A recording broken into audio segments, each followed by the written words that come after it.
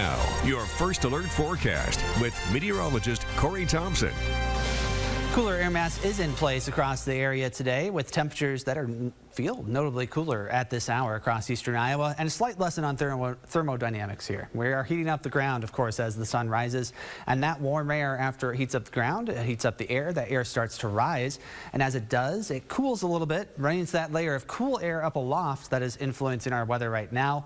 That's when these little puffy cumulus clouds form. Now, there is just a very shallow layer of instability there where the clouds can develop. We don't have a lot of moisture either, and so that's about all that they're going to accomplish today, it appears, across eastern Iowa. Temperatures are in the 70s now, low to mid at this point, with 71 in Dubuque, 70 in Washington, dew points in the 50s as well. It's pretty comfortable out there any way you look at it.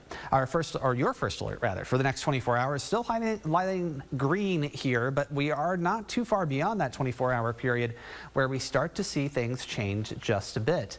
It's all as things start to get moving in our weather pattern again. Now, the new drought monitor is out. Last week, we were seeing severe drought across a good portion of the area, south and north. This week, we've bridged those two areas, and now severe drought connects, including the Cedar Rapids, Iowa City area.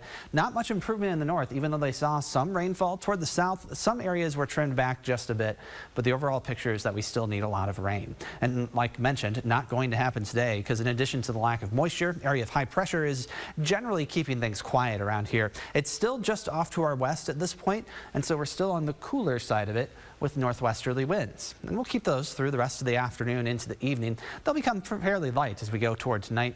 Scattered clouds that we'll have during the day tend to diminish after we lose daytime heating. As we head toward tonight, mostly clear skies stick with us, and by tomorrow morning, we'll still have a fair amount of sunshine. But notice how our winds have started to shift. That area of high pressure continues to push from west to east, and as it does, it will leave us with some southerly flow and also a storm system quick on its tail. And that little area of disturbance will bring an area of showers possibly by the time we get toward the latter portions of the afternoon and evening on Friday. Those showers look to be, unfortunately, relatively light in most cases, and we could see at least a little bit of rain accumulation, but not as much as we need. This is the forecast for rainfall, generally along and south of Highway 20, most favored for this activity, where it could be up to half an inch, but I think most folks will fall short of that, unfortunately.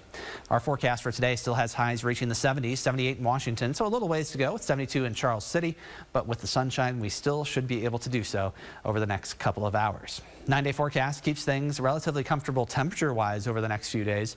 Remember, as I showed you at the top of the show, muggy meter increases a bit by the time we get to Saturday as that storm system moves through, but I'm not expecting sweltering conditions anytime soon. Temperatures actually stay relatively close to normal, but they'll increase a bit next week. A couple days may pass that normal line. In the early portion of the week, things get a bit more unsettled starting Monday night into the middle part of the week. It's all going to depend where a boundary sets up across the central part of the U.S. Hot air will be kept to the south of it. To the north, a little bit cooler and a little bit more busy, I guess you would say, weather-wise. And so it just depends where that looks. So watch that time period for potential changes. We'll be watching it closely as we get closer to see what exactly is going to play out. But today we have those really summery clouds, which I now know are cumulus. Yes. Yeah. The puffy ones. They look great, and it really just accents the bright blue sky that we have in place as well. It does, yeah. All right, thanks, Corey. Yeah.